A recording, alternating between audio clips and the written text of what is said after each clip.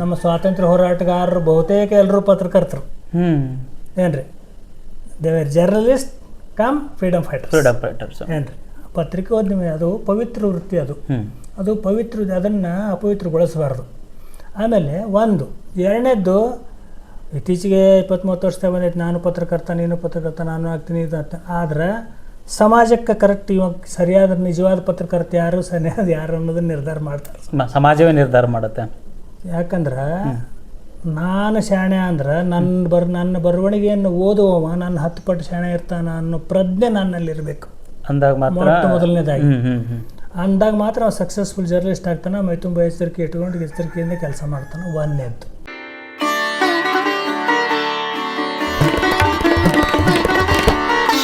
ನಮಸ್ಕಾರ. ನಮಸ್ಕಾರ.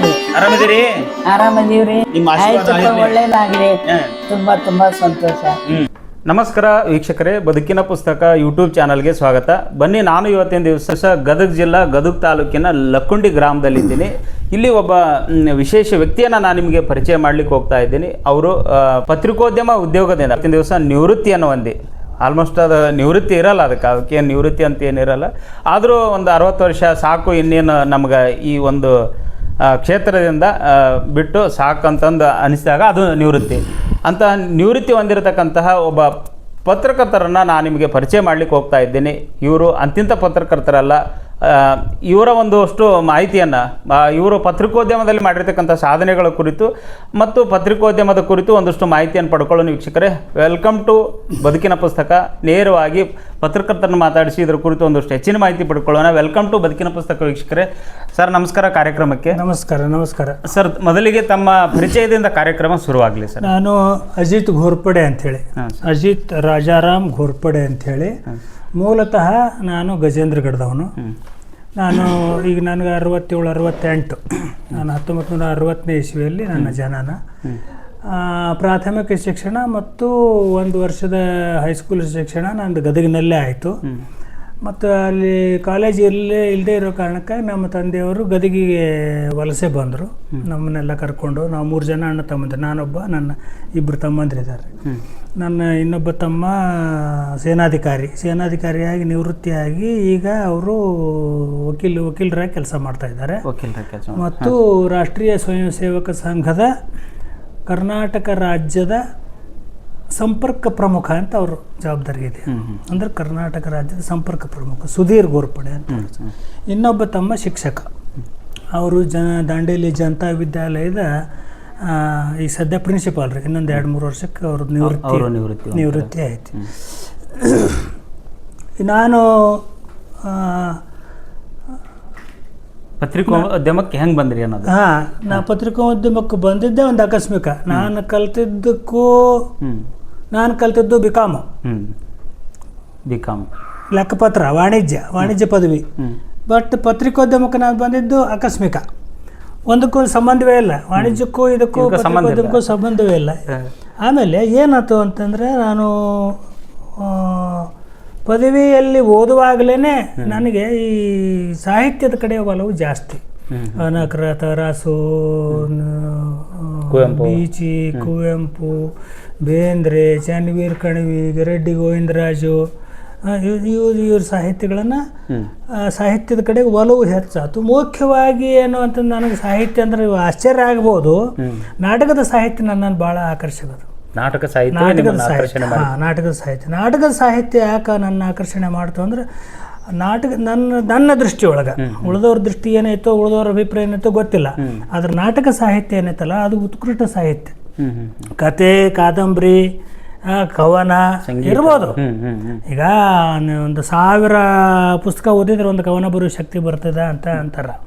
ಈಗ ಒಂದು ದೊಡ್ಡ ಕಾದಂಬರಿ ಒಂದು ಕವನಕ್ಕೆ ಸಮಾನ ಅಂತಾರ. ಆಮೇಲೆ ನಮ್ಮ ಪತ್ರಿಕೋದ್ಯಮದಾಗ ಬಂದರು ಅಂದರೆ ಫ್ರ್ಯಾಂಕ್ ಮೊರೇಸ್ ಅಂಥೇಳಿ ಟೈಮ್ಸ್ ಆಫ್ ಇಂಡಿಯಾದ ಸಂಪಾದಕರಿದ್ದರು. ಅವರೇ ಸ್ವತಃ ಹೇಳ್ತಾ ಇದ್ರು, 10 editorials of Times of India is equivalent to 1 cartoon of R K Laxman ಅಂತ. ಆರ್ ಕೆ ಲಕ್ಷ್ಮಣ್ ದೊಡ್ಡ ಕಾರ್ಟೂನಿಸ್ಟ್. ಅವರೆಲ್ಲೇ ಕೆಲಸ ಮಾಡ್ತಾಯಿದ್ರು, ಇವರೇ ಸಂಪಾದಕರು. ನನ್ನ 10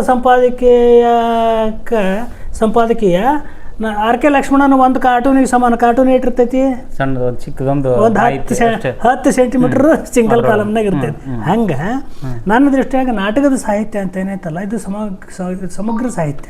ಹೆಂಗೆ ಅಂತಂದ್ರೆ ಇದು ಹಲವು ಕಲೆಗಳ ಸಂಗಮ. ಇದು ನೃತ್ಯ, ಸಂಭಾಷಣೆ, ಕತೆ, ವಾದ ವಿವಾದ, ಸಮರ್ಥನೆ, ಅದಕ್ಕೆ ವಿರೋಧ, ಚಿತ್ರಕಲೆ. ನಾನು ಒಂದು ರಂಗಮಂದಿರಕ್ಕೆ ಹೋಗ್ರಿ, ನಿಮಗೆ ಎಲ್ಲ ಹಲವು ಕಲೆಗಳ ಸಂಗಮ ಅಂತೇಳಿ. ಹಿಂಗಾಗಿ ನನಗದು ಆಕರ್ಷಣೆ ಆಯಿತು. ಮತ್ತು ನಾನು ಅದನ್ನು ನಾಟಕಗಳನ್ನು ಓದಕ್ಕೆ ಶುರು ಮಾಡಿದೆ. ಕಂದಗಲ ಹನುಮಂತರಾಯರು, ನಾಲ್ವಡಿ ಶ್ರೀಕಂಠ ಶಾಸ್ತ್ರಿಗಳು, ಮಾಸ್ಟರ್ ಹಿರಣ್ಣಯ್ಯನವರು ನಮ್ಮ ಹಳೆ ಮೈಸೂರಿಗೆ ಹೋದ್ರೆ, ನಮ್ಮಲ್ಲಿ ಏನೋ KN ಸಾಳಂಕಿ ಅವರು, PV ಧುತ್ತುರ್ಗಿ ಅವರು, HN ಹೂಗಾರರು, HT ಮಹಾಂತೇಶ್ ಶಾಸ್ತ್ರಿಗಳು, ಏನ್ರಿ B ಶಿವಶಂಕರ್, SB ಬ್ಯಾಳಿ ಅಂತೇಳಿ ನಮ್ಮ ರೋಣ ತಾಲೂಕಿನವ್ರು, ಇವರು ನಾಟಕಗಳನ್ನು ಓದಿ ನಾನು ಬರೆಯೋಕ್ಕೆ ಶುರು ಮಾಡಿದೆ. ಹಂಗೆ ಇನ್ನು ನಾನು ಕಾಲೇಜಿನ ಪದವಿಯಲ್ಲಿ ಓದ್ತಾ ಇದ್ದ ಸ್ಟೂಡೆಂಟ್ ಬರೆಯೋಕ್ಕೆ ಶುರು ಮಾಡಿದೆ. ಅದರ ವಿಮರ್ಶೆಯನ್ನು ಬರೆಯೋಕ್ಕೆ ಶುರು ಮಾಡಿದೆ. ನಾಟಕಗಳನ್ನು ನೋಡೋದು, ಇದು ವಿಮರ್ಶೆ, ಎಲ್ಲಿ ನಾಟಕಕಾರ ಇಲ್ತಪ್ಪ. ಅದು ಶುರುವಾಗಿದ್ದೇ ನಂದು ವಿಮರ್ಶಾರ ಬರೋದಿಂದ, ನಾಟಕಗಳ ವಿಮರ್ಶೆ ಬರೆದು ಓದಿದೆ. ಓದಿದ ನಂತರ ಅದು ಏನು ತಿದ್ದುಪಡಿ ಅಂತ ಮಾಡೋದು ಅಂತ ಹೇಳ್ತಾ ಅದು ಇದು ಬರೆದು ಇಟ್ಟಿದ್ದು. ಅವಾಗ ಇಲ್ಲಿ ಪತ್ರಿಕೆಗಳಿದ್ದು, ಪತ್ರಿಕೆಗಳಿಗೆ ಕೊಡೋನಲ್ಲ, ಪತ್ರಿಕೆಗಳಿಗೆ ನಾಟಕಗಳನ್ನು ಕೊಡ್ತಿದ್ರು ಅವಾಗ. ನಾಟಕ ವಿಮರ್ಶೆಗಳನ್ನು ಈ ನಾಟಕ ಹೆಂಗೈತಿ, ಇದ್ರ ಹೀರೋ ಹಿಂಗದನ, ಇದ್ರ ಕತೆ ಹಿಂಗೈತಿ, ನಾಟಕವನ್ನು ವಿಮರ್ಶೆ ಮಾಡೋದು. ಕತೆ ಹಿಂಗೈತಿ, ಇದು ಕತೆ ಹಿಂಗೈತಿ, ಇದು ಮಾಮೂಲಿ ಕತೆ ಆಯ್ತು, ವಿಶಿಷ್ಟ ಕತೆ ಆಯ್ತು, ಇದೇನು ಬರೀ ಒಂದು ಗಂಡ ಹೆಂಡತಿ, ಒಂದು ಕೌಟುಂಬಿಕ ಇದಾಯ್ತು, ಕಥೆಯನ್ನು ವಿವರಣೆ ಮಾಡಿ ಹೇಳುವಂತ, ಅಥವಾ ಒಂದು ಸಮಸ್ಯೆ ಇಟ್ಟಾನು. ಈಗ ಉದಾಹರಣೆಗೆ ನಾಟಕದಾಗ ಈಗ ಒಂದು ಅಕ್ಕ ತಂಗಿಯ ಮನೆ, ಇವ್ರದ್ದು ಮಾತೆ ಶಾಸ್ತ್ರಿಗಳ ನಾಟಕ ನೀವು ತಗೋರಿ ಅಂತ ಕತೆ ಸ್ಟೋರಿ ಅಂತ ಹೋಗ್ತೈತಿ. ಅದೇ ನಮ್ಮ ಗಿರೀಶ್ ಕಾರ್ನಾಡ್ರ ಹಯವದನ ಅಂತ ಒಂದು ನಾಟಕ, ಹಯವದನ ನಾಟಕದ ಆದರೆ ಅಲ್ಲಿ ಅದು ವಿಚಾರಕ್ಕೆ ಹಚ್ಚುತ್ತೆ ನಿಮ್ಗೆ. ಇದು ನಿಮ್ಮ ಕತೆ ಹೇಳ್ಕೊಂತ ಹೋಗ್ಬಿಡ್ತೈತಿ. ಅದು ವಿಚಾರಕ್ಕೆ ಹಯವದನ ಹೆಂಗಾಗತ್ತೆ, ರಾಜ್ಕುಮಾರಿಯ ಗಂಡ, ಅವನ ಆಪ್ತ ಸ್ನೇಹಿತ, ಇಬ್ರು ಇದ್ದಾಗ ಸತ್ತು ಬಿಡ್ತಾರ. ಆಕೆ ದೇವಿ ಪ್ರಾರ್ಥನೆ ಮಾಡ್ಕೊಂತಾಳ, ಬದುಕಿಸ್ಕೊಡು ನಾನು ಇಬ್ಬರನ್ನು ಬದುಕಿಸ್ಕೊಡೋನು. ಅವಾಗ ಬದುಕುವಾಗ ಆ ಗಂಡನ ರುಂಡ ಗೆಳೆಯನ ದೇಹಕ್ಕೆ ಅಂಟ್ಕೊಳ್ಳುತ್ತೆ, ಗೆಳೆಯನ ರುಂಡ ಗಂಡನ ದೇಹಕ್ಕೆ ಅಂಟ್ಕೊಳ್ಳುತ್ತೆ. ಅವಾಗ ಆಕೆ ಯಾರನ್ನ ಆರಿಸ್ಕೋಬೇಕು? ದೇಹ ಮುಖ್ಯನೋ ಸಮಾಜದ ಕಣ್ಣು ಮುಖ್ಯ? ಅವಾಗ ಆಕೆ ನಿರ್ಧಾರಕ್ಕೆ ಬರ್ತಾನೆ, ನನ್ನ ಆತ್ಮ ಸಾಕ್ಷಿ ಮುಖ್ಯ. ಜಗತ್ತಿಗೆ ಏನೇ ಇರಲಿ, ಗೆಳೆಯನ ಮುಖ ಇರುವಂಥ ಗಂಡನ ದೇಹವನ್ನು ಆರಿಸ್ಕೊಂಡು ದೈಹಿಕ ಸಂಬಂಧ, ಅದರ ಜೊತೆ ದೈಹಿಕ ಸಂಬಂಧ ಆ ವಿಷಯ ಅಂದ್ರೆ ವಿಮರ್ಶೆ. ನಿಮ್ಗೆ ಯಾಕಿದು ಸಮಗ್ರ ಸಾಹಿತ್ಯ ಅಂತ ಹೇಳಿದೆ ಅನ್ನೋದಕ್ಕೊಂದು ಸಣ್ಣ ಉದಾಹರಣೆ ಮಾತಾಡ್ಕೊಂತ ಕುಂತ್ರೆ ತಿಂಗಳಗಟ್ಟಲೆ ಹೇಳ್ತೀನಿ ನಾನು. ಹಂಗೆ ಬರೆದು ಪತ್ರಿಕೆಗಳಿಗೆ ಕೊಡಕ್ಕೆ ಹೋಗ್ತಿದ್ದೆ. First stretch published. ಅಲ್ಲಿ ಪಬ್ಲಿಷ್ ಆಗಿಬಿಟ್ಟು ಸುಮ್ಮನೆ ಹೋದೆ, ಒಂದು ಆಗಂತಕ ಹೋದಂಗೆ ಪ್ರೆಸ್ ಹೋದೆ. ಇಲ್ಲಿ 3 ಪತ್ರಿಕೆಗಳು, 3 ಪತ್ರಿಕೆಗಳಲ್ಲಿ ಬಂದುಬಿಡ್ತದೆ. ಇವತ್ತಿಗೂ ನನಗೆ ಚೆನ್ನಾಗಿ ನೆನಪೈತಿ. ಮಾರುತೇಶ್ ಮಾಡ್ರಿ ಅವ್ರದ್ದು ನಾಟಕದ ಹೆಸರು ಮರ್ಯಾದೆ ಕೊಟ್ಟು ಮಾತನಾಡು ಅಂತ ಹೇಳಿ ನಾಟಕ. ಮರ್ಯಾದೆ ಕೊಟ್ಟು ಮಾತನಾಡು. ಸೂಡಿ ಕಂಪ್ನಿಯವ್ರು ಆಡ್ತಿದ್ರು, ನಮ್ಮ ಕಡೆಯಿಂದ ಹಿಡಿದ್ರು ಪಕ್ಕದಾಗ. ಸೂಡಿ ಭಾರತೀಯ ನಾಟ್ಯ ಸಂಘ ಸೂಡಿ, ಶೇಖರಯ್ಯ ಹಿರೇಮಠ ಅವ್ರು ಮಾಲೀಕರು. ಅದಕ್ಕೆ ಅವ್ರು ಆಡ್ತಾ ಇದ್ರು. ಅದರದ್ದು ವಿಮರ್ಶೆನ ಬರೆದು ಗದಗಿನಾಗ 3 ಡೈಲಿ ಪೇಪರ್ ಇದ್ದವು ರೀ, ನಾಗರಿಕ, ನವೋದಯ ಮತ್ತು ಜನಪ್ರಕಾಶ ಅಂತ 3 ಪತ್ರಿಕೆಗಳು. ಅವು ಕೊಟ್ಟೆ. 3 ಪತ್ರಿಕೆಗಳಲ್ಲಿ ಭಾನುವಾರ ಇದು ಒಂದು ಭಾನುವಾರ ದಿವಸ ಭಾನುವಾರದ ಪೂರ್ವಣಿಸಿ ಇರ್ತಿತ್ತಲ್ಲ, ಸಾಪ್ತಾಹಿಕ ಪತ್ರಿಕೆಗಳು. ಒಂದು ಕಾನ್ಫಿಡೆನ್ಸ್ ಬಂತು. ಅವಾಗ ನಿಮ್ಗೆ ನಂಬಿಕೆ ಬಂದ್ಬಿಡ್ತು.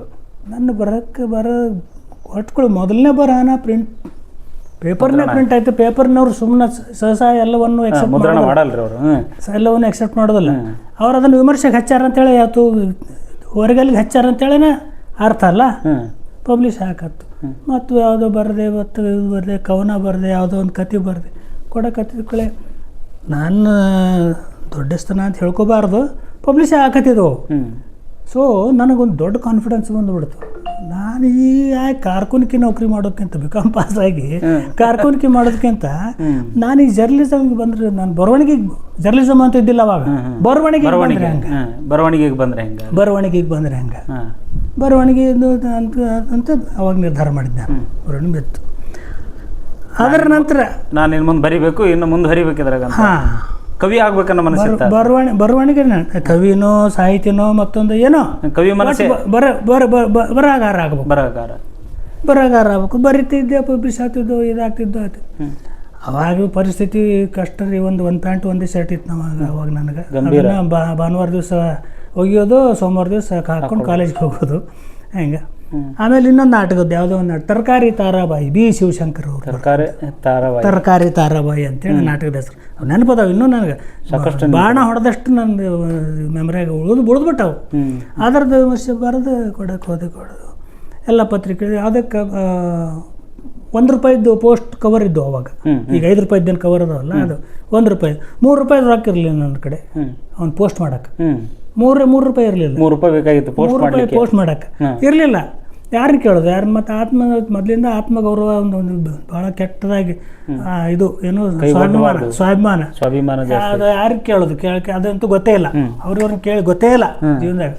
3 ದಿವಸ ಚುರುಮರಿ ಪುಟಾಣಿ ತಿಂದು ಉಪವಾಸ ಬಿದ್ದೇನೆ ನಾನು, ಏನ್ರಿ. ಆಮೇಲೆ ರಾಘವೇಂದ್ರ ಮಠದಾಗ ಕೊಬ್ಬರಿ ಪ್ರಸಾದ ಕೊಡ್ತಿದ್ರಲ್ಲ, ಕೊಬ್ಬರಿ ಪ್ರಸಾದ ಕಾಯ್ಕೊಂತ ಕುಂದಿರ್ತಿದ್ವು. ಅದಷ್ಟು ತಿಂದು ತುಂಬ ನೀರು ಕುಡಿದು ಕುಂತು ಬಿಡ್ತು ಹಿಂಗೆ. ಅದನ್ನು ಇರಲಿಲ್ಲ, ಅಡ್ಡಾಡಿ ಕೊಟ್ಟು ಬಂದುಬಿಟ್ರೆ ಆತು ಬಿಡು, ಒಂದು 2-3 ಕಿಲೋಮೀಟ್ರ್ ಅಡ್ಡಾಟಾಗುತ್ತೆ ಅಂತ ಅಡ್ಡಾಡಕ್ಕೆ ಕೊಟ್ಟೆ. 1-2 ಕಡೆ ಕೊಟ್ಟೆ. 3ನೇ ಜನಪ್ರಕಾಶ್ ಅಂತ ಶಾಪುರಪೇಟೆಗಿತ್ತು, ಹೋಗಿ ಕೊಟ್ಟೆ. ಕೊಟ್ಟಕೊಳ್ಳೆ ಸಂಪಾದಕರೇ ಕೂತಿದ್ರಲ್ಲಿ. ಸಂಪಾದಕರು ಯಾರು? ಅದು ಪತ್ರಿಕೆ ಅಂದ್ರೆ ಏನು ನನಗೆ ಎಳ್ಳಷ್ಟು ಗೊತ್ತಿಲ್ಲ, ಏನು ಗೊತ್ತಿರಲಿಲ್ಲ ನನಗೆ. I didn't know what is made by press by the time. ಅಷ್ಟೊತ್ತಿಗೆ ಹೋದ 1 ವರ್ಷ 1.5 ವರ್ಷ ಕಳೆದಿತ್ತು. ಅವ್ರು ಕೊಟ್ಟಕೊಳ್ಳೆ ಅವ್ರು ನೋಡಿದ್ಕೊಳ್ಳೆ ಅವರ ತಮ್ಮಲ್ಲಿ ಪತ್ರಿಕೆ ಆಗಲಿ ಪಬ್ಲಿಷ್ ಆಗಿದ್ದು ನನ್ನ ಹೆಸರು ಎಲ್ಲ ನೋಡಿದ್ರು. ನಾನು ಮುಖ ನೋಡಿರಲಿಲ್ಲ. ಯಾರು ಇವರು? ಅಜಿತ್ ಗೋರ್ಪಡೆ ಅಂದ್ರೆ ಯಾರು ಇವರು ಅಂತ ಕೇಳಿದ್ರು. ನಾನಾರಿ ಸರ್ ಅಂತ ನಾನು ತಳಗಲಿಂದ ಮೇಲೆ ಸ್ಕ್ಯಾನ್ ಮಾಡಿ ನಂದು ಹರಕ ಅಂಗಿ, ಚಪ್ಪಲಿ ಇಲ್ಲದ ಕಾಲು, ಹೊಲಸು ಪ್ಯಾಂಟು, ಆಕಾರ. ಏನು ಮಾಡ್ತೀರಿ ನೀವು? ಫೈನಲ್ ಇಯರ್ ಡಿಗ್ರಿ ಓದಾಕತ್ತೀನಿ ರೀ ಸರ್. ಹಿಂಗೈತಿ. ಮತ್ತೇನು ಮಾಡ್ತೀರಿ ಹಿಂಗೆ? ಅದು ಮತ್ತು ಉಪಜೀವನ ಭಾಳ ಕಷ್ಟದ ಇದು ರೀ. ಅಲ್ಲಿ ಪ್ರೆಸ್ನಾಗ ಕಂಪೋಸ್ ಮಾಡೋಕೆ ಹೋಗ್ತಿದ್ದೆ. ಈ ಪುಸ್ತಕದ್ದು ಪ್ರೆಸ್, ಪ್ರಿಂಟಿಂಗ್ ಪ್ರೆಸ್ಸಿಗೆ ಪ್ರಿಂಟಿಂಗ್ ಉದ್ಯಮಕ್ಕೆ ದೊಡ್ಡ ಹೆಸರು ಗದಗು. ಅದು ಮಾಡ್ತಿದ್ದೆ. ಆಮೇಲೆ ಊದಿನ ಕಡ್ಡಿ ಮಾರ್ತಾ ಹಳ್ಳಿ ಅಡ್ಡಾಡಿ ಊದಿನ ಕಡ್ಡಿ ಮಾರ್ತಿದ್ದೆ ಜೀವನದ ಸಲುವಾಗಿ. ಬರವಣಿಗೆ ಹೊಟ್ಟೆ ತುಂಬಿಸೋದಿಲ್ಲ ಅಲ್ರಿ, ಕಲೆ ಹೊಟ್ಟೆ ತುಂಬಿಸೋದಿಲ್ಲ ಕರ್ನಾಟಕದಾಗ. ಕರ್ನಾಟಕದ ಸ್ಪೆಸಿಫಿಕ್ ಆಗಿ ಹೇಳ್ತೀನಿ. ನನಗೇನು ಯಾರು ಹೆದರಿಕೆ ಸರ್ಕಾರದ ಹೆದರಿಕೆನೂ ಇಲ್ಲ ನನಗೆ. ಕರ್ನಾಟಕ ಟೀಕಾ ಮಾಡ್ತೀನಿ, ದಯವಿಟ್ಟು ತಿಳ್ಕೊಬೇಡ್ರಿ. ಇಲ್ಲ ಅದಕ್ಕೆ ಅಂತ ಇಲ್ಲ, ನನಗೆ ಹೆದರಿಕೆನೇ ಇಲ್ಲ. ನನಗೆ ಇರೋ ಅದು ಫ್ಯಾಕ್ಟು. ಅದಕ್ಕೆ ಸಾಕ್ಷಿ ಆಧಾರಗಳನ್ನು ಕೊಡ್ತೀನಿ ನಾನು. ನಿಜ. ಭೀಮಸೇನ್ ಜೋಶಿ ಅವ್ರು ಯಾಕೆ ಪುಣ್ಯದಾಗ ಸೆಟ್ಲ್ ಆದ್ರು ಹೋಗಿ? ಜಗತ್ ಪ್ರಸಿದ್ಧ ಏಕೈಕ ಭಾರತ ರತ್ನ. ಆಮೇಲೆ ಕುಮಾರ್ ಗಂಧರ್ವರು ದೇವಾಸಕ್ಕೆ ಹೋಗಿ ಯಾಕೆ ಸೆಟ್ಲ್ ಆದರು? ನಮ್ಮ ಬೆಳಗಾವಿ ಜಿಲ್ಲೆಯವರು, ಬೈಲಂಗಲ್ದ ತಾಲೂಕಿನವರು. ಕಲಾವಿದರಿಗೆ, ಇಲ್ಲಿ ಬರಹಗಾರರಿಗೆ, ಸಾಹಿತಿಗಳಿಗೆ ಬೆಲೆ ಇಲ್ಲ. ಅನಕೃಷ್ಣ ಕಾದಂಬರಿ ಸಾರ್ವಭೌಮ ಅನಕೃಷ್ಣ ರಾಯರು ಅವ್ರಿಗೇನು ಹೆಂಗೆ ಎತ್ತು ಹಿಡಿದ್ರಿ ಸಮಾಜ ನೀವು?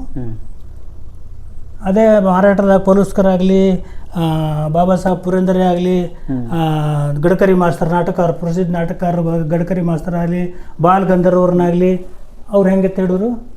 ನಮ್ಮದೇ ಸವಾಯಿ ಗಂಧರ್ವರು. ಅವ್ರು ಮಾರಾಟದಾಗ ನಮ್ಮ ಕುಂದುಗಳದವ್ರು ಸವಾಯಿ ಗಂಧರ್ವರು, ಭೀಮಸೇನ್ ಜೋಶಿ ಅವ್ರ ಗುರುಗಳು. ಅವ್ರು ಇನ್ನೂ ಪುಣ್ಯದಾಗ ಅವ್ರ ಪುಣ್ಯತಿಥಿ ಇನ್ನೂ ನಮ್ಗಿಂತ ಅದ್ದೂರಿಂದ ಆಚರಿಸ್ತಾರೆ ಅವರು. ನಿಮ್ಮ ಕುಂದಗೋಳ ವಾಡ್ಯದಾಗ ಪ್ರತಿ ವರ್ಷ ಆಗುತ್ತೆ ಅದು. ನಿಮಗೆ ಉದಾಹರಣೆ ಹೇಳ್ತೀನಿ. ಇಲ್ಲಿಗೆ ಬಂತು. ಇಲ್ಲಿಗೆ ಏನು ಅಂತಂದ್ರೆ ತೆಳಗಿಂದ ಮೇಲೆ ನೋಡಿದ್ರು ಏನು ಮಾಡ್ತೀರಿ ನೀವು? ಹಿಂಗೆ ನಾನು ಕಾಲೇಜ್ ಕಲಿತೀನಿ, ಹಿಂಗೆ ಮಾಡ್ತೀನಿ. ನಮ್ಮ ಪ್ರಶ್ನೆ ಕೆಲಸಕ್ಕೆ ಬರ್ತೀರ ನೀವು? ಇಲ್ರಿ ಸರ, ನನಗೆ ಪೇಪರ್ನ ಸುದ್ದಿ ಬರೋದು ಹೆಂಗೆ ಅಂತ ಗೊತ್ತಿಲ್ಲ ರೀ ಅಂತಂದು. ಇದು ಫ್ಯಾಕ್ಟ್. ಯಾಕಂದ್ರೆ ಗೊತ್ತಿಲ್ಲ ಅಂತ ಹೇಳಿದೆ. ನನ್ನ ಅಕ್ಕ ನೋಡಿ ದಿಟ್ಟಿಸಿ, ನೀವು ಬರ್ರಿ ಅದು ತಾನ ಬರ್ತೈತೆ ಅಂತ. ನೀವು ಬರ್ರಿ ತಾನ ಬರ್ರಿ ನೀವು ಬರಕ್ಕೆ ಮನಸ್ಸು ಮಾಡ್ರಿ ಅದು ತಾನೇ ಬರ್ತೈತೆ ಅದು ನೀವು ಸಂಪಾದಕರೇ ಅಂದರು. ಸಂಪಾದಕರು ಅಂದರು ಅಂದ್ಕೊಳ್ಳೆ ಸರಿ ಸರ್ ಅಂತಂದೆ ಒಪ್ಕೊಂಡೆ. ಪಗಾರ ಎಷ್ಟು ಏನು ಅದೇನೋ ಕೇಳಿಲ್ಲ. ಬರೆಯೋಕೆ ಅವಕಾಶ ಸಿಗತ್ತಲ್ಲ ಸಾಕು. ಬರ್ರಿ ತಾನೇ ಬರ್ತೀವಿ. ಯಾವಾಗಿಂದ ಬರ್ತೀರಿ ನೀವು ಯಾವಾಗ ಬಂತೀರಿ ಅವಾಗ ನಾಳೆಯಿಂದ ಬರ್ತೀರಾ 3 ಗಂಟೆಗೆ ಬಂದುಬಿಡ್ರಿ. 12ವರೆಗೆ ಕಾಲೇಜ್ ಬಿಡ್ತಿತ್ತು, 12ರಿಂದ 12 ಕಾಲೇಜ್ ಬಿಡ್ತಿತ್ತು. 3 ಗಂಟೆಗೆ ಬರೆಯೋಕೆ ಶುರು ಮಾಡಿಬಿಟ್ಟೆ. ಇಲ್ಲಿ ನಂದು ಹೊಟ್ಟಿಗೆ ತ್ರಾಸಾಗಕ್ಕೆ ಶುರು ಆಯ್ತು. ಊದಿನ ಕಡ್ಡಿ ಮಾರಿ ಇಟ್ಟು ಗಳಿಸ್ತಿದ್ದೆ, ಕೃಷಿ ಕಂಪೋಸ್ ಹೋಗ್ತಿದ್ದೆ. ಅದು ಬರ್ತಾತಲ್ರಿ ಈ ಬರೆಯೋ ತಿಂಡ್ಯಾಗ ಆ ಕೆಲಸ ನಿಂತ್ಬಿಡ್ತು. ಬರೆಯೋ ತಿಂಡಿಗೆ ಬಿದ್ದಲ್ಲಿ ಇಲ್ಲಿ ಪ್ರೆಸ್ಸಿಗೆ ಅದು ಆಯ್ತು. ಅದು ಹಂಗೆ ರನ್ ಆಯ್ತು. 3ನೇ ತಿಂಗಳಿಗೆ ನನಗೆ ಸಂಪಾದಕೀಯ ಬರೆಯೋದಷ್ಟು ಫ್ರೀಡಮ್ ಕೊಟ್ಬಿಟ್ರು ಅವ್ರು. 3ನೇ ತಿಂಗಳಿಗೆ ಯಾವ ಬಹುತೇಕ 3 ತಿಂಗಳ ಸರ್ವಿಸ್ನಾಗ ಸಂಪಾದಕೀಯ ಬರೆಯೋಕೆ ಯಾರು ಬಿಡೋಂಗಿಲ್ಲ. ನೀವು ಅವರು ಇವರು ನಮ್ಮ ಸಂಪಾದಕರು ಅವ್ರ ಹೆಸರು CM ಹುಡುಗರು ಅಂತೇಳಿ, ಅವ್ರು ಬೆಂಗಳೂರಿಗೆ ಯಾವುದೋ ಕೆಲಸಕ್ಕೆ ಹೋಗಿದ್ರು. ಅಲ್ಲಿಂದ ಫೋನ್ ಮಾಡಿದ್ರು. ನಿಮ್ಮ ಕೆಲಸ ಇಲ್ಲೇ ಗಂಗಾವತಿಯಲ್ಲೇ ಇದು ಗದಗ್ನಲ್ಲೇ ಶುರುವಾಯಿತು? ಗದಗ್ನಲ್ಲೇ ಶುರುವಾಯಿತು 1980-81. ನಿಮ್ಗೆ ಅದು ಬರೀಲಿಕ್ಕೆ ಬಿಟ್ರು? ಅಲ್ಲಿಂದ ಫೋನ್ ಮಾಡಿದ್ರು. ಹೊರಪಡೆ ಒಂದು ಎಡಿಟೋರಿಯಲ್ ಬರೆದು ಬಿಡ್ರಿ ನೀವು ಅಂತಂದರು. ಹೆಂಗೆ ಬರೀಬೇಕ್ರಿ ಸರ್? ಹೆಂಗಾರ ಬರ್ರಿ ನೀವು ತಿಳಿದಂಗೆ ಬರ್ರಿ. ನಿಮಗೆ ಕೊಟ್ಟರು ಅವಕಾಶ? ಗ್ಯಾಬ್ರಾಡ್ದೆ ಅವಾಗ. I should know the difference between A news article and the editorial. Editorial is the heart of the news paper. It represents the policy of the news paper and the institution. ಅದು ಬರದೆ ಅಂದ್ಕೊಳ್ಳೆ ಅವಾಗ ಇದು ನಡೆದಿತ್ತು. ಇವರು ಒಂದು 80ನೇ ಇಸ್ವಿಯೊಳಗೆ ಜೋರ್ದಾರ್ ಇದು ಇಂದಿರಾ ಗಾಂಧಿ ಪುತ್ರ ವ್ಯಾಮೋಹ, ಸಂಜಯ್ ಗಾಂಧಿ ಇಂದಿರಾ ಗಾಂಧಿ ಸಂಬಂಧಪಟ್ಟಂಗೆ ಅದು ಅವಾಗ ಬರೆದಿದ್ದೆ ನಾನು. ಇದು ಆಕಳ ಕರು ಇತ್ತು ಅವ್ರದ್ದು, ಕಾಂಗ್ರೆಸ್ಸಿನ ಗುರುತು. ಆಕಳು ಗುರುತನ್ರಿ? ಆಕಳು ಕರು ಮೊದಲ ಜೋಡೆತ್ತಿತ್ತು ಕಾಂಗ್ರೆಸ್. ಫಸ್ಟ್ ಕಾಂಗ್ರೆಸ್ಸಿನ ಚಿಹ್ನೆಗಳು ಫಸ್ಟ್ ಜೋಡೆತ್ತು. ಆನಂತರ ಹೂಡಿದೆ ಎತ್ತು. ಆನಂತರ ಆಕಳು ಕರು ಬಂತು. ಆಕಳು ಕರು. ಈಗ ಕಾಂಗ್ರೆಸ್ ಇಬ್ಬಾಗ ಆತಲ್ಲ, ಇಬ್ಬಾಗ ಆತಾಗ ಚರಕ ಒಂದ್ ಕಡೆ ಹೋಯ್ತು. ಮೊದಲು ಚರಕ ಜೋಡೆತ್ತು ಬಂತು. ಆಮೇಲೆ ಆಕಳು ಕರು. ಚರಕ ಇದ್ದುದು ಗಾಂಧೀಜಿಯವ್ರ ಕಾಲಕ್ಕೆ. ಈಗ ಇಂದಿರಾ ಗಾಂಧಿ ಇವ್ರು ಹೊಡ್ಕೊಂಡು ಕಾಂಗ್ರೆಸ್ ಇದು ಬಂದ್ರಲ್ಲ, ಅವಾಗ ಆಕಳು ಕರು ಆತ. ಅವಾಗ ಅದ ಇದು ಆಕಳ ಇಂದಿರಾ ಗಾಂಧಿ ಹೋಲಿಸಿದ್ರು. ಈ ಆಕಳ ತನ್ನ ಕರಕಷ್ಟ ಹಾಲು ಕೊಡ್ತೈತಿ, ಮಂದಿ ಕೊಡು ಸಗಣಿನ ಅಂತ ಬರ್ದೆ. ಹಿಂಗ್ ಬಂತು. ಓಪನ್ ಆಗಿ ಬರ್ದ್ರಿ ನೀವು? ಬರ್ದ್ರಿ? ಎಸ್. ಎಡಿಟೋರಿಯಲ್ಲು ಕಾಂಗ್ರೆಸ್ನಾಗ ದೊಡ್ಡ ಸುದ್ದಿ ಆಯ್ತು. ಹಿಂಗೆ ಬರ್ದಾನೆ ಹೆಂಗೆ ನಮ್ಮ ಇದು ಓನರ್ ಡಾಕ್ಟರ್ ಉಂಬುರವಾಡೆ ಅಂತಿದ್ರು. ಒಂದು ಜಬರ್ದಸ್ತ್ ಬರ್ದ ನೋಡಿ. ಯಾರು ಹುಡುಗ ಹೊಸ್ತಾಗ ಒಂದು ಹುಡುಗ ಹಿಂಗೆ ಬರೀತಾನಂದು ಜಬರ್ದಸ್ತ್ ಬರ್ದು. ಏನು ಕೊಡ್ತೀರ ಅವ್ನು ಪಗಾರ ಅಂತ ಕೇಳಿ ಹೇಳಿದ್ರೆ ಆಶ್ಚರ್ಯ ಆಗತ್ತೆ ನಿಮ್ಗೆ. 30 ರೂಪಾಯಿ ಕೊಟ್ಟಿವ್ರಿ ಪಗಾರ ಅಂತ ಮ್ಯಾನೇಜರ್. 30 ರೂಪಾಯಿದಾಗ ಒಂದು ಹೊತ್ತು ಕೂಳರ $1 ಊಟ ಸಿಗ್ತಿತ್ತು ಅವಾಗ. $1 ಒಂದು ಊಟ ಅವಾಗ. ಖಾನಾವಳಿಗೆ ಹೋದ್ರೆ $1 ಒಂದು ಊಟ ಅವಾಗ. $1 ಚಲೋ ಖಾನಾವಳಿ $1.5. ಓ, ನಿಮ್ಮ ಕಾಲದಲ್ಲಿ $1 ಊಟ? $1 ಊಟ ಸಿಗ್ತಿತ್ತು ಅವಾಗ. ಹ್ಞೂ ರೀ. 30 ರೂಪಾಯಿ ಕೊಡ್ತೀವಿ. 2 ಹೊತ್ತು ಊಟ ಮಾಡ್ಬೇಕಿಲ್ಲ ಅವ. ಕೊಡೋದು 200-300 ರೂಪಾಯಿ ಕೊಡೋ ಅವಂಗ ಹುಡುಗ ಅಂತಂದ್ರು. ಅಲ್ಲಿಂದ ನನ್ನ ಬದುಕು ಶುರು ಆಯಿತು. ಪತ್ರಕರ್ತ ಅವಾಗಿಂದ ಶುರು ಆಯ್ತು ನಿಮ್ಮದು ಪತ್ರಿಕೋದ್ಯಮದ ಕೆಲಸ? ಪತ್ರಿಕೋದ್ಯಮ 2-3 ವರ್ಷ ಅದೇ ಪತ್ರಿಕೆ ಒಳಗಿದ್ದೆ. ಅವಾಗಿಂದ ನೀವು ಒಬ್ಬ ಪತ್ರಕರ್ತರು ಅಂತ ಹೇಳಿ ಹೆಮ್ಮೆಯಿಂದ ಹೇಳ್ಕೊಳ್ಳೋಕೆ ಶುರು ಮಾಡಿತ್ತು. ಕಾನ್ಫಿಡೆನ್ಸ್.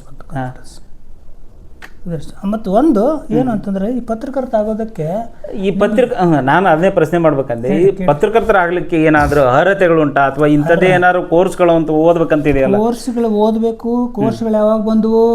1982 ಇಸ್ವಿಗೆ ಕರ್ನಾಟಕ ವಿಶ್ವವಿದ್ಯಾಲಯದಿಂದ ಮೊದಲನೇ MA ಜರ್ನಲಿಸಂ ಬ್ಯಾಚ್ ಹೊರಗೆ ಬಿತ್ತು. ಅಲ್ಲಿವರೆಗೂ 1980ರವರೆಗೂ ಈ ಕೋರ್ಸ್ಗಳಿಗೆ. ಈ ಪತ್ರಕರ್ತ ಅನ್ನುವುದ ಪದ ಅರ್ಥ ಏನ್ರಿ? ಅದು ಪತ್ರಕರ್ತ ಅನ್ನುವಂಥ ಪದದ ಅರ್ಥ ಆದ್ರೆ ಏನು? ಪತ್ರಕರ್ತ ಅಂತಂದ್ರೆ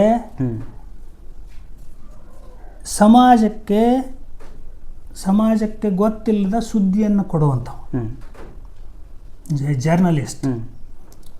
ಸಮಾಜಕ್ಕೆ ಸುದ್ದಿಗಳನ್ನೇ ಸೃಷ್ಟಿ ಮಾಡುವಂಥ. ಸೃಷ್ಟಿ ಅಲ್ಲ, ಅಲ್ಲೇ ತಪ್ಪುದು. ಬಹಳ ಮಂದಿ ಸೃಷ್ಟಿ ಮಾಡ್ತಾರೆ. ಸೃಷ್ಟಿ ಮಾಡೋದು ನಮ್ಮ ಕೆಲಸ ಅಲ್ಲ. We must tell the fact. ಏನಿದೆಯೋ ಅದನ್ನೇ ತೋರಿಸುವಂಥದ್ದು. Fact is sacred, comment is free. ಇದನ್ನ ಹೇಳ್ತಾರ Frank Moraes. Fact is secret, comment is free ಅಂತ ಹೇಳ್ತಾರೆ. ನೀವು ಸುದ್ದಿ ಕೊಡೋದಷ್ಟೇ ನಿಮ್ಮ ಕೆಲಸ, ಅದನ್ನು ವಿಮರ್ಶೆ ಮಾಡೋದು ನಿಮ್ಮ ಕೆಲಸ ಅಲ್ಲ. You are not a judge. ಅದು ಜಡ್ಜ್ ಕಾನೂನಿನ ಕೆಲಸ. ಕಾನೂನು ಕೆಲಸ. ಫ್ಯಾಕ್ಟ್ ಏನೈತೆ ಅಷ್ಟು ಕೊಡ, ಅದನ್ನು ತೋರಿಸು, ಇದ್ದದ್ದನ್ನು ತೋರಿಸೋದು. ಇದು ಹಿಂಗಿರ್ಬೋದು ಹಂಗಿರ್ಬೋದು ಅನ್ನೋ ಹೇಳೋಕೆ ನಿನಗಿಲ್ಲ. ನಿನ್ನ ಸ್ವತಂತ್ರ ಲೇಖನದೊಳಗೆ ಅದನ್ನು ಹೇಳೋ, ನಿನ್ನ ವಿಚಾರಗಳನ್ನು ಮಂಡಿಸು. ಕಾಲ್ಪನಿಕ ಕಥೆಗಳು, ನಿನ್ನ ವಿಚಾರಗಳನ್ನು ಮಂಡಿಸ್ಬೇಕು, ಅದನ್ನು ಸರಿಯಾಗಿ ಮಂಡಿಸ್ಬೇಕು. ನೀನು ಹುಚ್ಚುಚ್ಚಾಕಾರ ಮಾಡಿಸಿದ್ರೆ ಪತ್ರಕರ್ತ ಅನ್ನೋದಿಲ್ಲ. ಹೃದಯದಿಂದ ಹೇಳ್ತೀನಿ, ನೀವು sincerely I am telling you, ಕಳೆದ 1.5-2 ದಶಕಗಳಿಂದ ಈಚೆಗೆ ಏನಿದೆ ಅಲ್ಲ ಪತ್ರಿಕಾ ರಂಗದಾಗ, ನಾನು ಅದ್ರಾಗ 40 ವರ್ಷ ಅದೇ ರಂಗದಾಗ ದುಡ್ದೀನಿ. It has polarised. ಎಲ್ಲರೂ ಕೆಟ್ಟಿಲ್ಲ, ಭಾಗಶಃ ಕೆಟ್ಟೈತಿ, ಇಷ್ಟಂತೂ ಸತ್ಯ. ಎಲ್ಲರೂ ಕೆಟ್ಟಿಲ್ಲ, ಭಾಳ ನಿಯತ್ತಾಗಿ ಎಲ್ಲರೂ ಕೆಟ್ಟಿಲ್ಲ. ಯಾವುದೇ ಉದ್ಯಮದಲ್ಲಿ ಕೆಲಸ ಯಾವುದೇ ರಂಗ. ಆದ್ರೆ ಪತ್ರಿಕಾ ರಂಗ, ಕಾರ್ಯಾಂಗ, ನ್ಯಾಯಾಂಗ, ಶಾಸಕಾಂಗ ಮತ್ತು ಪತ್ರಿಕಾ ರಂಗ, ಇವು 4 pillars ಆಫ್ ದಿ ಡೆಮೋಕ್ರಸಿ. ಅವಂತೂ 3 ಸರ್ಕಾರಕ್ಕೆ ಸೇರಿರುವಂಥ ಅಂಗಗಳು. ಕಾರ್ಯಾಂಗ, ಶಾಸಕಾಂಗ, ನ್ಯಾಯಾಂಗ. ಇದು 4ನೇ ಎಷ್ಟು, it's called A 4th estate. 4ನೇ ಸ್ತಂಭ ಅಂತ ಹೇಳ್ತಾರೆ. ಇದನ್ನು ಇದು ಸರ್ಕಾರದ ಜೊತೆಗೆ ಏನೂ ಇದು ಇಲ್ಲ, ಸಂಬಂಧ. ಆದರೂ ಕೂಡ ಇದು ಒಂದು ಅಂಗವೇ. ಈಗ ಪತ್ರಿಕೋದ್ಯಮ ಕೆಲಸ ಮಾಡ್ಲಿಕ್ಕೆ ಯಾವೆಲ್ಲ ಇವುಗಳು ಬೇಕಾಗ್ತಾವೆ? ಏನು ಇಲ್ಲ ನೋಡ್ರಿ. ಹಾಗೆ ಮಾಡ್ಬೋದಾ ಅಥವಾ ಕೋರ್ಸ್ಗಳನ್ನು ಮಾಡ್ಬೇಕಾ? ಒಬ್ಬ ಜರ್ನಲಿಸಮ್ ಇರ್ಬೇಕಾದ ಅರ್ಹತೆಗಳೇನ್ರಿ? ಕೋರ್ಸ್ಗಳನ್ನು ಮಾಡಲೇಬೇಕು ಅನ್ನೋ ಕಡ್ಡಾಯ ಈಗ ಇವ್ರು ಮಾಡ್ಕೊಂಡಿದ್ದು. ಈಗ ಮಾಡ್ಕೋದು ಯಾಕೆ ಅಂತಂದ್ರೆ ಅದ್ರ ಬಗ್ಗೆ ಪ್ರೈಮರಿ ನಾಲೆಜ್ ಬರಲಿ ಅಂತ. ನಾವು ಸೇಲೋ ಕಾಲಕ್ಕೆ ಅವು ಏನೂ ಇರಲಿಲ್ಲ. ರೈಟಿಂಗ್ ಸ್ಕಿಲ್ ನೋಡ್ತಿದ್ರು ಫಸ್ಟ್, ರೈಟಿಂಗ್. ಆಮೇಲೆ ಆನೆಸ್ಟಿ, ಪ್ರಾಮಾಣಿಕತೆ ಇರಬೇಕು. ಹುಚ್ಚುಚ್ಚಾಕಾರ ಬರೋದು, ಬೇಜವಾಬ್ದಾರಿಯಿಂದ ಸುದ್ದಿ ಬರೋದು ಇದು ಜವಾಬ್ದಾರಿಯಿಂದ ವರ್ತನೆ ಮಾಡಬೇಕು. ಒಂದು ಉದಾಹರಣೆ ಹೇಳ್ತೀನಿ ನಿಮ್ಗೆ. ಒಂದು ಹಳ್ಳಿಯಾಗ ಒಂದು ಹುಡುಗಿ ಮೇಲೆ ರೇಪ್ ಆಗುತ್ತೆ. ರೇಪ್ ಆಯ್ತು ಅಂತಂದ್ರೆ ನೀವು ಸುದ್ದಿ ಹೆಂಗೆ ಬರೀಬೇಕು? ಅದನ್ನು ರೇಪ್ ಮಾಡಿದವನ್ನ ಹೈಲೈಟ್ ಮಾಡ್ಬೇಕು ನೀವು. ಅವ್ರನ್ನ ಸಮಾಜಕ್ಕೆ ಊರು ಬಿಡು ಹಂಗೆ ಮಾಡಬಾರ್ದು. ಆ ಹುಡುಗಿ ಹೆಸರು, ಅವ್ರ ಮನೆ ಹೆಸರು ಅವನ್ನೆಲ್ಲ ಬರೆದು ಅವ್ರು ಎತ್ಕೊಂಡು ಇದಾಗಂಗೆ ಅವ್ರು ಊರು ಬಿಡು ಪರಿಸ್ಥಿತಿ. ಯಾವ ನೀಚ ಇರ್ತಾನಲ್ಲ, ನೀಚ ಕೆಲಸ ಮಾಡಿರ್ತಾನಲ್ಲ, ಅವನನ್ನ ನೀವು ಕಾನೂನಿನ ಬಾಯಿಗೆ ತಂದಿಡಬೇಕು. ಇದು ಕೆಲಸ. ಅದು ಬರೆಯುವುದು. ನೀವು ಸುದ್ದಿ ನಾನು ಸುದ್ದಿ ಕಲೆಕ್ಟ್ ಮಾಡೀನಿ ಅನ್ನೋದು ದೊಡ್ಡದಲ್ಲ. ನೀವು ಸುದ್ದಿ ಕಲೆಕ್ಟ್ ಮಾಡಿ ನಿಜ ಈಗ ಪ್ರಸಾರ ಮಾಡಬೇಕು ಅನ್ನೋದು ಹೇಳ್ತಾ ಇರೋ ಸತ್ಯನೇ. ರೇಪ್ ಆಗಿದ್ದು ಸತ್ಯ, ಅದೇ ಹುಡುಗಿ ಅದು ಸತ್ಯನೇ. ಸತ್ಯವನ್ನ ಯಾವ ಸತ್ಯವನ್ನು ಹೇಳಬೇಕು, ಯಾವುದನ್ನು ಹೇಳಬಾರ್ದು, ಒಂದು ಸಾಮಾಜಿಕ ಜವಾಬ್ದಾರಿ ನನ್ನ ಮೇಲೆ ಇರಬೇಕು. ಕಳಕಳಿ ಇರಬೇಕು. ನಾಟ್ ಕಳಕಳಿ, ಜವಾಬ್ದಾರಿ, ಬೈಂಡಿಂಗ್. ಕಾನೂನು ಬಾಹಿರ ಕೆಲಸ ಮಾಡಬಾರ್ದು. ಸ್ವಯಂ ಘೋಷಿತ ಕಾನೂನು ಆಗಿರ್ಬೇಕು. ಸರ್ಕಾರ ಹೇಳ್ತೈತೋ ಬಿಡ್ತೈತೋ, ಸರ್ಕಾರ ನಿನಗೇನು ಬರೆದ್ರೆ ಸರ್ಕಾರ ನಿನಗೇನು ಶಿಕ್ಷೆ ಮಾಡೋದು. ಆದ್ರೆ ನಿನ್ನ ಸಾಮಾಜಿಕ ಜವಾಬ್ದಾರಿ ಇರಬೇಕು. ನನ್ನ ಸಾಮಾಜಿಕ ಜವಾಬ್ದಾರಿ ಅಳವಡಿಸ್ಕೊಳ್ಬೇಕು. ಅವಾಗ ಮಾತ್ರ ಒಬ್ಬ ಪತ್ರಕರ್ತ ಆಗ್ಲಿಕ್ಕೆ ಸಾಧ್ಯ. ಒಂದು ರೈಟಿಂಗ್ ಸ್ಕಿಲ್, ಆಮೇಲೆ ಅಧ್ಯಯನ, ಆಳವಾದ ಅಧ್ಯಯನ ಕೂಡ ಮಾಡಬೇಕು. ಅಧ್ಯಯನ ಇದ್ರೆ ಸಾಧ್ಯ ಪತ್ರಕರ್ತ ಇದಕ್ಕೆ ಆಗ್ಲಿಕ್ಕೆ. ಆಮೇಲೆ ಈಗ ಪತ್ರಕರ್ತ, ಈಗ ಒಬ್ಬ ಡಾಕ್ಟರ್ ಮೆಡಿಕಲ್ ಸೈನ್ಸ್ ಓದಿದ್ರೆ ಸಾಕು, ಮುಗಿತು ಅವ್ನ ಕೆಲಸ. ವಕೀಲ ಲಾ ಓದಿದ್ರೆ ಮುಗಿತು ಅವ್ನ ಕೆಲಸ. ಇಂಜಿನಿಯರ್ ಟೆಕ್ನಾಲಜಿ ಓದಿಬಿಟ್ರೆ ಮುಗಿತು. ಹಿಂಗೆ ಎಲ್ಲ ಫೀಲ್ಡ್. ವ್ಯಾಪಾರಿ ತನ್ನ ಫೀಲ್ಡ್ ಇದು ವ್ಯವಹಾರ ಜ್ಞಾನ ಇದ್ರೆ ಸಾಕು. ಬಟ್ ಪತ್ರಕರ್ತ ನೌಕರಿ ಮಾಡಬೇಕಾದ್ರೆ ಒಂದು ಮಾತೈತಿ ಪತ್ರಕರ್ತ, a journalist must know something about everything. ಎಲ್ಲ ಜ್ಞಾನವನ್ನು ಹೊಂದಿರಬೇಕು. ಅಂದಾಗ ಮಾತ್ರ journalism. Journalist must know something about everything. ಪ್ರತಿಯೊಂದರ ಬಗ್ಗೆನೂ ಸ್ವಲ್ಪ ಆದ್ರೂ ಜ್ಞಾನ ಬೇಕು ಅವನಿಗೆ. And everything about something. ಕೆಲವೊಂದ್ರ ಬಗ್ಗೆ ಆಳವಾದ ಜ್ಞಾನನೂ ಬೇಕು. ಈ ಸ್ಪೆಷಲೈಸೇಷನ್ ನಂದು ಉದಾಹರಣೆ ತಗೋರಿ. ಈಗ ನನಗೆ ಕಲೆ, ನಾಟಕ, ಚಿತ್ರಕಲೆ, ಇದ್ರ ಬಗ್ಗೆ ನನಗೆ ಸಾಕಷ್ಟು ಏನ್ರಿ. ಅದರಿಂದ ನಾನು ಪತ್ರಿಕಾ ರಂಗಕ್ಕೆ ಪ್ರವೇಶ ಮಾಡಿದ್ದು. ಇವತ್ತೇನು ಅಲ್ಲಿಂದನೇ ಶುರುವಾಗಿದ್ದು. ಕರ್ನಾಟಕ ವೃತ್ತಿರಂಗ ಭೂಮಿ ಅಂತೇನ್ರಿ ಸಬ್ಜೆಕ್ಟ್ ಬಂತು ಅಂತಂದ್ರೆ ಈ ನನಗೆ ಹಲವಾರು ಜನ ನನಗೆ ಅಪ್ರೋಚ್ ಮಾಡ್ತಾರೆ. ಓಕೆ. ಈ ಮತ್ತು ಈ ಪತ್ರಿಕೋದ್ಯಮದ ಕೆಲಸನೂ ಆಯಿತು. ಅದ್ರ ಜೊತೆಗೆ ನೀವೇನಾದರೂ ಈ ಮೊದಲಿಗೆ ನೀವು ಪ್ರವೇಶ ಆಗಿದ್ದೆ ನಾಟಕ ಸಾಹಿತ್ಯಗಳಿಂದ. ಮತ್ತು ನಾಟಕ ಏನಾದರೂ ಅಭಿನಯಿಸಿದ್ರೆ ಯಾವುದಾದ್ರೂ ನಾಟಕದಲ್ಲಿ? 10 ವರ್ಷ ಮಾಡೀನಿ. ಹವ್ಯಾಸಿ ರಂಗಭೂಮಿಯಲ್ಲಿನೂ ಕೆಲಸ ಮಾಡೀನಿ, ವೃತ್ತಿ ರಂಗಭೂಮಿಯಲ್ಲಿನೂ ಕೆಲಸ ಮಾಡೀನಿ. ನಾನು ಚಿತ್ರಕಲಾವಿದನೂ ಹೌದು. ಬೋರ್ಡ್ಗಳನ್ನು ಬರಿತೀನಿ ನಾನು. ನಾಟಕ ಕಂಪ್ನಿಯಾಗ ಮೊದಲು ಇದು ಇರ್ತಿದ್ದು, ನಾಟಕ ಚೇಂಜ್ ಆದಾಗ ಒಮ್ಮೆ ಊರು ತುಂಬ ಒಂದು 50-60 ಬೋರ್ಡ್ ಬರೀಬೇಕು ಹಾಕಿದ್ದು. ಬೆಳತನಕ 2 ದಿವಸ 3 ದಿವಸ ವಾರಗಟ್ಟಲೆ ಕುಂತು ಬೋರ್ಡ್ ಬರಿತಿದ್ವಿ ಒಂದು. ಮತ್ತು ನಾನು ಅಭಿನಯನೂ ಮಾಡ್ತಿದ್ರಿ? ಹೌದು, ನಾನು ನಟನೂ ಹೌದು, ಹವ್ಯಾಸ ರಂಗಭೂಮಿಯಲ್ಲಿನೂ ಹೌದು. ಇಲ್ಲಿ RNK ಮಿತ್ರ ಮಂಡಳಿ ಅಂತೇಳಿ ಗದಿನಾಗ ರಂಗನಾಟ್ಯ ಕಲಾ ಮಿತ್ರ ಮಂಡಳಿ ಅಂತೇಳಿ ಕುಲಕರ್ಣಿ ಮಾಸ್ತರು ಸ್ಥಾಪನೆ ಮಾಡಿದ್ದು. ಅವ್ರ ಜೊತೆಗೆ ಆಮೇಲೆ ಗರುಡರು, ಶ್ರೀಪಾದರಾವ್ ಗರುಡರು, ಸದಾಶಿವರಾವ್ ಗರುಡರ ಹೆಸರು ಕೇಳಿರಲ್ಲ ನೀವು. ಕರ್ನಾಟಕ ನಾಟಕಾಲಂಕಾರ ಅಂತಿದ್ರು ಅವರಿಗೆ ಗರುಡರು. ಅವ್ರದ್ದು ಮಗ ಶ್ರೀಪಾದರಾಯರು. ಅಲ್ಲಿ ನಾಟಕನ ಈಗ ನಾಟಕದಾಗ ಸ್ತ್ರೀ ಪಾತ್ರ ಕೂಡ ಮಾಡೀನಿ ನಾನು. ಸ್ತ್ರೀ ಪಾತ್ರ RNK ಮಿತ್ರ ಮಂಡಳಿಯಲ್ಲಿ ನಾಸ್ತ್ರಿಕ 150 ಪ್ರಯೋಗಗಳನ್ನು. ಅದು ಹೆಂಡತಿ ನಿನಗೆ ನಮೋ ನಮೋ ಅಂತೇಳಿ ಅದು ಹಾಸ್ಯ ನಾಟಕ. ಅವರೆಲ್ಲ ಹಾಸ್ಯ ನಾಟಕ. ಎಲ್ಲಿ ಪ್ರದರ್ಶನ ಆಗ್ತಾ ಇದ್ವು? ಇಲ್ಲೇ ಗದಗಿನಲ್ಲಿ? ಅವು ಯಾರು ಕರೀತಾರ ಅವರು ಹಳ್ಳಿ ಒಳಗನೆ ಇರ್ತಾವೆ. ಹಳ್ಳಿ ಒಳಗೆ ಗಣೇಶೋತ್ಸವ, ಯಾವುದೋ ಒಂದು ಉತ್ಸವ, ಯಾವುದೋ ಒಂದು ಕಾರ್ಯಕ್ರಮ. ಈ ಕೆಲವರು ಇವರೆಲ್ಲ ಈ ಗಂಗಾವತಿ ಪ್ರಾಣಿ ಚಿಕಿತ್ಸೆ ಎಲ್ಲ ಕಾರ್ಯಕ್ರಮಕ್ಕೆ ಹೋಗ್ತಾರಲ್ಲ, ಆ ಥರ ನೀವು ಹೋಗ್ತಾ ಇದ್ದೀವಿ. ಅವಾಗ ಎಷ್ಟು ಕೊಡ್ತಿದ್ರು? 50 ರೂಪಾಯಿ 100 ರೂಪಾಯಿ. 1.5 ತಾಸಿನ ನಾಟಕ ಆಡಿದ್ರೆ ನೀವು ಬೆಳತಾನೆ ಇರ್ಬೇಕು ಅಲ್ಲಿ ನೋಡಿದ್ರೆ. 1.5 ತಾಸಿನ ನಾಟಕ, 1.5 ತಾಸಿನ ನಾಟಕ. ಬಟ್ ನಾಟಕ ಬೆಳತಾನೆ ಇರ್ಬೇಕು, ನಮ್ಮ ಪಾಳೆ ಬರೋ ಮಟ್ಟ ಇರ್ಬೇಕು. ಕೇವಲ 50 ರೂಪಾಯಿ. ಆಗ 50 ರೂಪಾಯಿ ಮತ್ತು ಈಗಿನ ಒಂದು 50 ರೂಪಾಯಿಗೆ ಎರಡನ್ನೂ ಹೋಲಿಸಿದ್ರೆ ನಿಮ್ಗೆ ಆವಾಗಿನ 50 ರೂಪಾಯಿ ಎಲ್ಲಿ ಯಾವ ಸ್ಥಾನಕ್ಕೆ ಬರುತ್ತೆ? ನೀವು ಲೆಕ್ಕ ಹಾಕೋ. ಅಲ್ಲ, ನೀವು ಅದನ್ನ ಅನುಭವಿಸಿರಲ್ಲ, ಅದಕ್ಕೆ ಕೇಳಿದ್ದು.